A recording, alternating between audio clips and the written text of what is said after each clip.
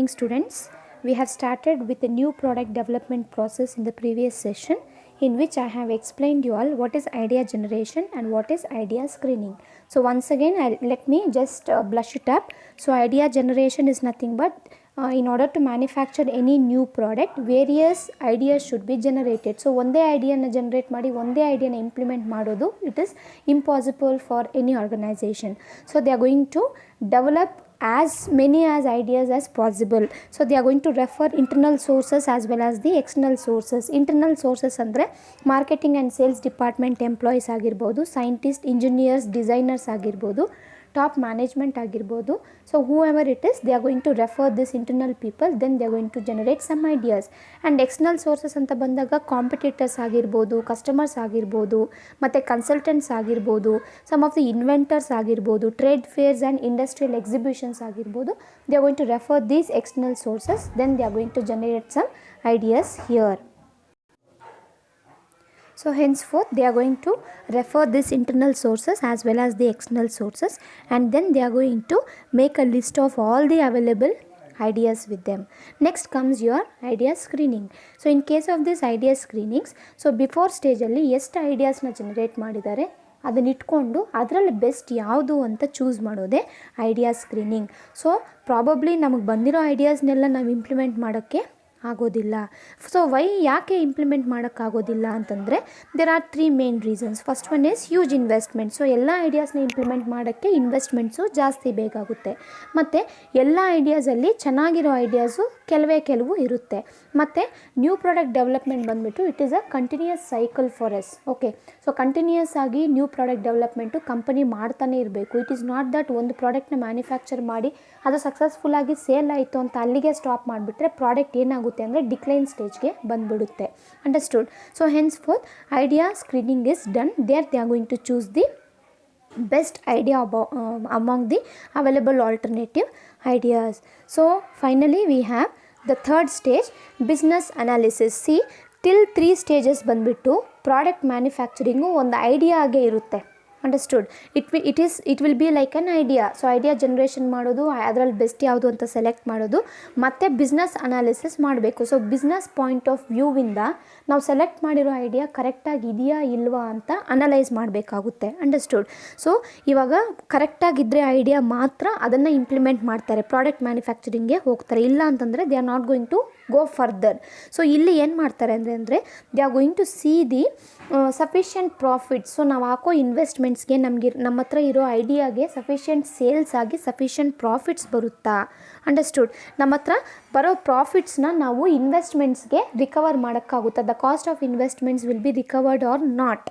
Understood? ನಾವು investments ಎಷ್ಟು ಹಾಕಿರ್ತೀವೋ ಅದ್ರ ಪ್ರಕಾರವಾಗಿ ನಮಗೆ ರಿಟರ್ನ್ಸ್ ಬರುತ್ತಾ ಇಲ್ವಾ, ನಾವು ಅದರಿಂದ ಏನಾದರೂ ಪ್ರಾಫಿಟ್ನ ಮಾಡಬಹುದಾ, ಇದನ್ನು ನೋಡಬೇಕಾಗುತ್ತೆ. ಸೊ ಬಿಸ್ನೆಸ್ ಪಾಯಿಂಟ್ ಆಫ್ ವ್ಯೂವಿಂದ ನೋಡಬೇಕು. Not only always seeing customer point of view ನೋಡ್ತಾ ಇದ್ದರೆ obviously profit making will become difficult here. Understood?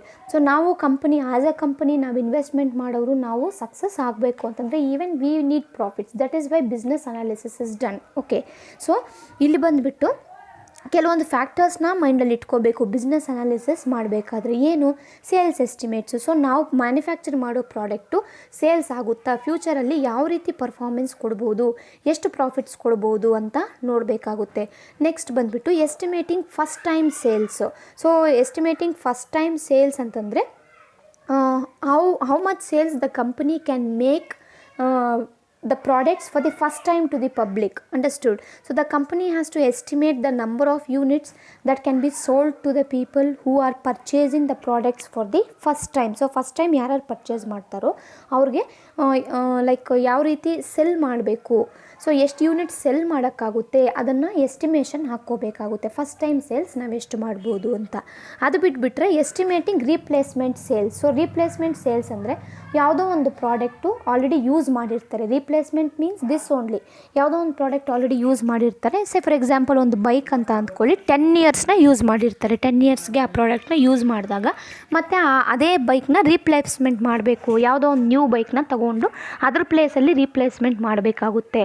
So ಅಂಥ ಸೇಲ್ಸ್ ಯಾವ ರೀತಿ ಇದೆ understood. That has to be estimated. Next estimating repeat sales. So repeat sales ಅಂದಾಗ say for example we can take the example of FMCG product. So FMCG means fast moving consumer goods.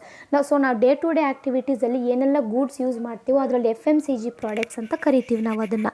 So ಈ ಪ್ರಾಡಕ್ಟ್ಸ್ನ customers often by ಮಾಡ್ತಾ ಇರ್ತಾರೆ. Understood. ಎಷ್ಟು often by ಮಾಡ್ತಾರೆ ಅಂತ ಪ್ರಾಡಕ್ಟ್ಸ್ನ ಅನ್ನೋದು ಅವರು estimation ಮಾಡ್ಕೋಬೇಕಾಗುತ್ತೆ. ಮತ್ತು ಕಾಸ್ಟ್ ಆ್ಯಂಡ್ ಪ್ರಾಫಿಟ್ಸ್ ಎಷ್ಟು ಇದನ್ನು ಕೂಡ they are going to estimate here. So ಇದೆಲ್ಲ ಬಂದುಬಿಟ್ಟು ಬಿಸ್ನೆಸ್ ಅನಾಲಿಸಿಸಲ್ಲಿ ಬರೋದು. ಇದ್ರ ಬಗ್ಗೆ ಎಲ್ಲ ತರೋವಾಗಿ ಸ್ಟಡಿ ಮಾಡಿ ನೆಕ್ಸ್ಟ್ ಫೈನಲ್ ಆಗಿ ಏನು ಮಾಡ್ತಾರೆ ಅಂತಂದರೆ they are going to go for the product development stage. So this is the stage where the actual product is manufactured. So 3 ಸ್ಟೇಜಸ್ವರೆಗೂ ಒಂದು ಐಡಿಯಾ ಅಷ್ಟೇ ನಮಗೆ. ಸೊ ಈ ಥರ ಮ್ಯಾನುಫ್ಯಾಕ್ಚರ್ ಮಾಡಬೇಕು, ಸೇಲ್ಸ್ ಎಷ್ಟಾಗುತ್ತೆ, ಕಾಸ್ಟ್ ಎಷ್ಟಾಗ್ಬೋದು, ಯಾವ ರೀತಿ ನಾವು ಕಸ್ಟಮರ್ಸ್ನ ರೀಚ್ ಮಾಡ್ಬೋದು, ಇದೆಲ್ಲ ಫಸ್ಟ್ ಐಡಿಯಾ ಆಗೇ ಇರುತ್ತೆ. ಈ 4th ಸ್ಟೇಜಲ್ಲಿ ಆ ಐಡಿಯಾ ಏನಾಗುತ್ತೆ ಫಿಸಿಕಲ್ ಪ್ರಾಡಕ್ಟಾಗಿ ಕನ್ವರ್ಟ್ ಆಗುತ್ತೆ ಅಂತ ಅರ್ಥ. Here is the stage where they are going to manufacture the goods physically. Okay. So ಕೆಲವೊಂದು ಪ್ರೋಟೋಟೈಪ್ಸ್ ಪ್ರಾಡಕ್ಟ್ಸ್ನ ಮ್ಯಾನುಫ್ಯಾಕ್ಚರ್ ಮಾಡ್ತಾರೆ. So what do you mean by this prototype means manufacturing the very first product. Understood. ಪ್ರೋಟೋಟೈಪ್ಸ್ನ manufacture ಮಾಡೋದು initial ಸ್ಟೇಜಸಲ್ಲಿ ಪ್ರಾಡಕ್ಟ್ನ development ಮಾಡೋದೇ ಇದು product development stage.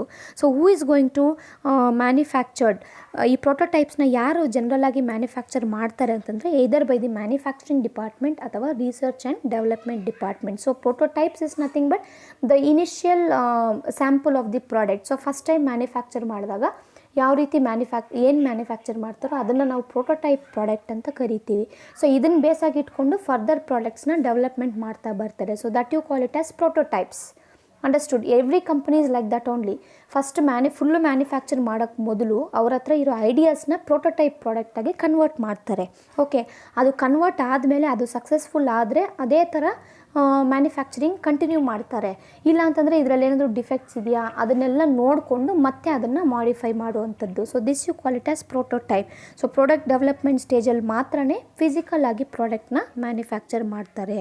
So ಈ ಸ್ಟೇಜಲ್ಲಿ ಎಕ್ಸ್ಪೆನ್ಸಸ್ಸು ಜಾಸ್ತಿ ಆಗುತ್ತೆ.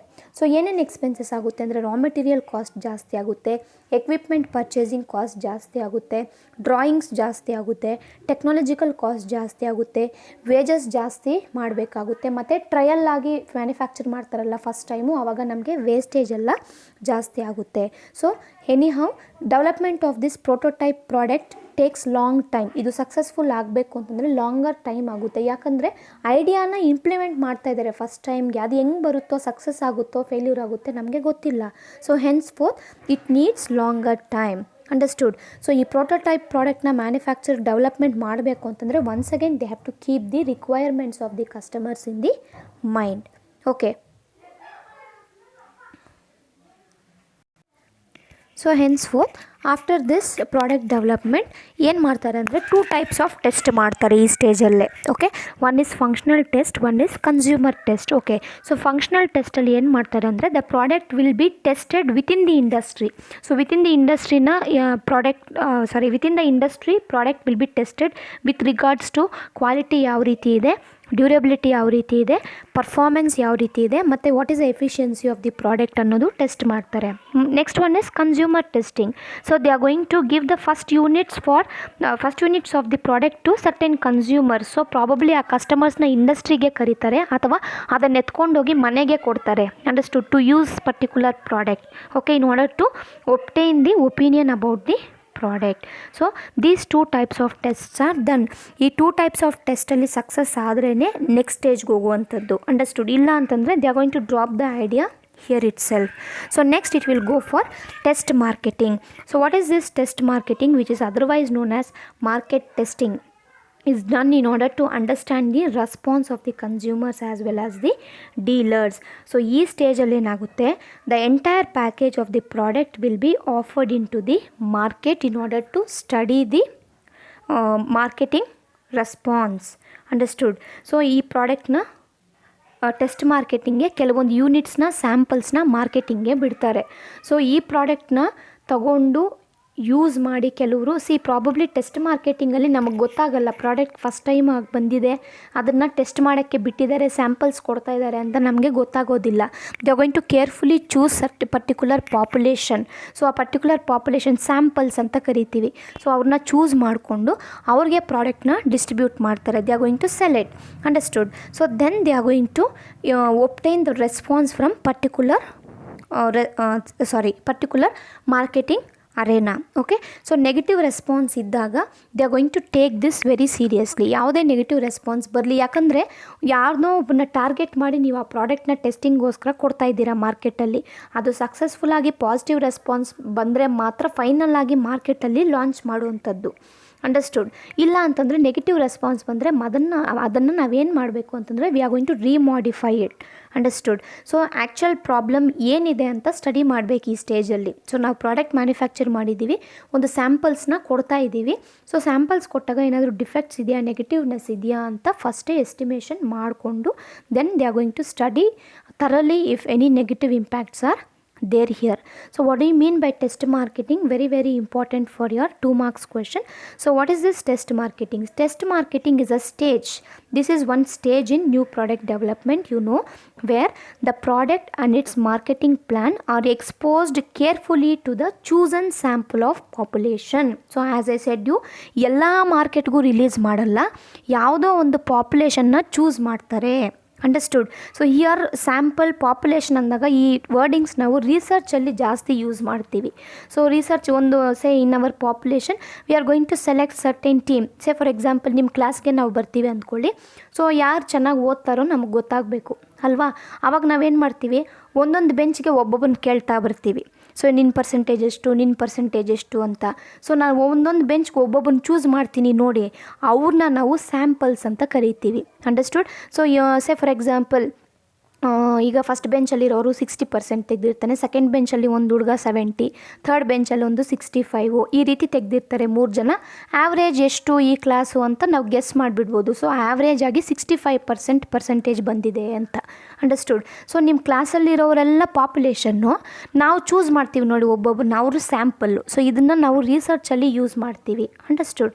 ಸೊ ಇಲ್ಲೂ ಅಷ್ಟೇ ಎಂಟೈರ್ ಪಾಪ್ಯುಲೇಷನಲ್ಲಿ we are going to select the sample, then they are going to see whether it gives out positive or the negative image in order to launch the product finally to the market. Positive ಬಂದರೆ final ಆಗಿ launch ಮಾಡಿಬಿಡ್ತಾರೆ, negative ಬಂದಾಗ they are going to once again remodify this one. Okay, so test ಮಾರ್ಕೆಟಿಂಗಲ್ಲಿ they are going to create actual stores and real life buying situation. So ಆ್ಯಕ್ಚುಲಾಗಿ ನಾವು ಹೆಂಗೆ purchase ಮಾಡ್ತೀವೋ ಹಂಗೇ ಇರುತ್ತೆ. ರಿಯಲ್ ಲೈಫಲ್ಲಿ ನಾವು ಯಾವ ರೀತಿ ಬೈ ಮಾಡ್ತೀವೋ ಮಾರ್ಕೆಟ್ಸಲ್ಲಿ ಅದೇ ರೀತಿಯೇ ಇರುತ್ತೆ. ಬಟ್ ಬೈಯರ್ಸ್ಗೆ ಗೊತ್ತಿರಲ್ಲ. We are participating in some evaluation exercise. So ಈ ಪ್ರಾಡಕ್ಟ್ ಹೊಸ್ದಾಗಿ ಬಂದಿದೆ, ಅದಕ್ಕೆ ರಿಸಲ್ಟ್ ಕೊಡೋಕ್ಕೆ ನಾವು ಪರ್ಚೇಸ್ ಮಾಡ್ತಾ ಇದ್ದೀವಿ ಅಂತ ಅವ್ರಿಗೆ ಗೊತ್ತಿರಲ್ಲ ಟೆಸ್ಟ್ ಮಾರ್ಕೆಟಿಂಗಲ್ಲಿ. Understood? So hence for this is how test marketing is done. And this test marketing is going to give the valuable information about the response of the buyers, dealers ಆಗಿರ್ಬೋದು, ಮತ್ತು entire market ಯಾವ ರೀತಿ react ಆಗುತ್ತೆ ಅನ್ನೋ response ಗೊತ್ತಾಗುತ್ತೆ. So hence for ಈ test marketing ಏನಕ್ಕೆ ಅಂತಂದರೆ in order to obtain the positive response ಮಾಡುವಂಥದ್ದು. ಸೊ ಪ್ರೀವಿಯಸ್ ಸ್ಟೇಜಲ್ಲಿ ನಾನು ಏನು ಹೇಳಿದೆ ನಿಮಗೆ, 2 ಟೆಸ್ಟ್ನ ಮಾಡ್ತೀವಿ ಅಂತ ನಾನು ಹೇಳಿದೆ ನಿಮಗೆ. ಆ 2 ಟೆಸ್ಟ್ ಸಕ್ಸಸ್ ಆದಮೇಲೆ ಈ ಟೆಸ್ಟ್ಗೆ ಬರೋದು. 2 ಟೆಸ್ಟ್ ಯಾವುದು? ಫಂಕ್ಷನಲ್ ಟೆಸ್ಟ್ ಮತ್ತು ಕನ್ಸ್ಯೂಮರ್ ಟೆಸ್ಟ್. ಅದು ಸಕ್ಸಸ್ ಆದ್ರೇ ಈ ಸ್ಟೇಜ್ಗೆ ಬರುವಂಥದ್ದು. ಅಂಡರ್ಸ್ಟುಡ್? ಇದನ್ನು ನೀವು ಮೈಂಡಲ್ಲಿ ಇಟ್ಕೋಬೇಕು. ಮ್ಯಾಮ್ ಪ್ರಾಡಕ್ಟ್ನ ಕಸ್ಟಮರ್ಸ್ ಮೇಲೆ ಟೆಸ್ಟ್ ಮಾಡ್ತಾರೆ, ಏನು ಪ್ರಾಬ್ಲಮ್ ಆಗಲ್ವಾ ಅಂತಂದರೆ ಆಲ್ರೆಡಿ ಪ್ರಾಡಕ್ಟ್ ಡೆವಲಪ್ಮೆಂಟಲ್ಲೇ ಟೆಸ್ಟಿಂಗ್ ಆಗಿರುತ್ತೆ. ಅಂಡರ್ಸ್ಟುಡ್? ಹಾಗಾಗಿನೇ ಟೆಸ್ಟ್ ಮಾರ್ಕೆಟಿಂಗ್ ಸ್ಟೇಜ್ಗೆ ಕಳಿಸೋವಂಥದ್ದು. Okay, so here the actual conditions will be studied. ಎಷ್ಟು ಡಿಮ್ಯಾಂಡ್ ಇದೆ, ಎಷ್ಟು ಪಾಸಿಟಿವ್ ಆಗಿ ರೆಸ್ಪಾನ್ಸ್ ಬರ್ತಾ ಇದೆ, ನಾವು ಫೈನಲ್ ಆಗಿ ಮಾರ್ಕೆಟಲ್ಲಿ ಲಾಂಚ್ ಮಾಡ್ಬೋದಾ, ನ್ಯಾಷನಲ್ ಆ್ಯಂಡ್ ಇಂಟರ್ನ್ಯಾಷನಲ್ ಲೆವೆಲಲ್ಲಿ ಲಾಂಚ್ ಮಾಡ್ಬೋದಾ ಇಲ್ವಾ ಅಂತ ಈಸಿಯಾಗಿ ನಮಗೆ ಗೊತ್ತಾಗುವಂಥದ್ದು. And finally will be having commercialisation. Commercialisation is nothing but the large scale launch of the product. So large scale launch of the product means final ಆಗಿ test ಮಾರ್ಕೆಟಿಂಗಲ್ಲಿ pass ಆಗಿಬಿಟ್ರೆ ಫೈನಲ್ ಆಗಿ ನ್ಯಾಷನಲ್ ಮತ್ತು ಇಂಟರ್ನ್ಯಾಷನಲ್ ಲೆವೆಲಲ್ಲಿ ಪ್ರಾಡಕ್ಟ್ನ they are going to leave out the products in the markets for the full fledged scale. Okay, so ಇಲ್ಲೇನಾಗುತ್ತೆ ಅಂತಂದರೆ the industry has to arrange, the marketers also has to arrange the distribution channel. So ಯಾವ ರೀತಿ distribute ಮಾಡಬೇಕು ಮತ್ತು ನಾವು strategies ಯಾವ ರೀತಿ plan ಮಾಡಬೇಕಾಗುತ್ತೆ, effective ಆಗಿ ಎಲ್ಲರಿಗೂ ಪ್ರಾಡಕ್ಟ್ ರೀಚ್ ಆಗುವಂಗೆ ನಾವು ಯಾವ ರೀತಿ ಪ್ಲ್ಯಾನಿಂಗ್ ಮಾಡ್ಕೋಬೇಕು, ಯಾವ ರೀತಿ ಸ್ಟ್ರಾಟಜಿನ ಅಡಾಪ್ಟ್ ಮಾಡಬೇಕು, ಇದನ್ನು ಪ್ಲ್ಯಾನ್ ಮಾಡಬೇಕಾಗುತ್ತೆ. So in this stage only the company has to decide about the 4 important factors. So which are those 4 important factors means when means ಯಾವ ಟೈಮಲ್ಲಿ ನಾವು ಫುಲ್ಲಾಗಿ ಲಾಂಚ್ ಮಾಡಬೇಕು ಪ್ರಾಡಕ್ಟ್ಸ್ನ, ವೇರ್ ಯಾವ ಜಿಯೋಗ್ರಫಿಕಲ್ ಏರಿಯಾನ ಚೂಸ್ ಮಾಡಬೇಕಾಗುತ್ತೆ, ಮತ್ತು to whom, so who are our target customers, so ಯಾವ ಏರಿಯಾ ಲಾಂಚ್ ಮಾಡಬೇಕು, ಯಾವ ಕ್ಲಾಸ್ ಆಫ್ ಪೀಪಲ್ಗೆ ಲಾಂಚ್ ಮಾಡಬೇಕು, ಮತ್ತು ಹೌ ಯಾವ ವೇಯಲ್ಲಿ ಲಾಂಚ್ ಮಾಡಬೇಕು. Understood. So this will be studied in case of the commercialisation. So that's all you have the stages in new product development.